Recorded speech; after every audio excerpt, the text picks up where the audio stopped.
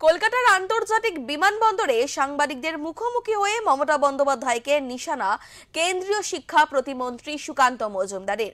উল্লেখ্য, গত মঙ্গলবার বনগাঁর জনসভা থেকে মুখ্যমন্ত্রী বলেছিলেন, বাংলা দখল করতে গিয়ে গুজরাট হারবে বিজেপি, আমাকে আঘাত করলে গোটা দেশকে নাড়িয়ে দেব। 2019-এ বড় ভয়ঙ্কর, শকুনি মামারা সেদিন কোথায় পালাবে? সেই কথার পাল্টা জবাবে সুকান্ত মজুমদার বলেন যে দেশের লিডার ইন্দিরা গান্ধীর তুলনায় উনি ছাড়পোকা। ইন্দিরা গান্ধী পারেনি, উনিও পারবে না। মুখ্যমন্ত্রী সম্পর্কে এমনই কটাক্ষ কেন্দ্রীয় শিক্ষা প্রতিমন্ত্রী সুকান্ত মজুমদারের। ইন্দিরা গান্ধী পারেননি, উনি কে? ইন্দিরা গান্ধী তো গোটা দেশের লিডার ছিলেন। উনি আমাদের আদর্শকে শেষ করার চেষ্টা করেছিলেন। ওনার বাবা জওহরলাল নেহরু চেষ্টা করেছিলেন, পারেননি। আমরা 2 থেকে 302 হয়ে গেছি, 3 থেকে 303 হয়েছি।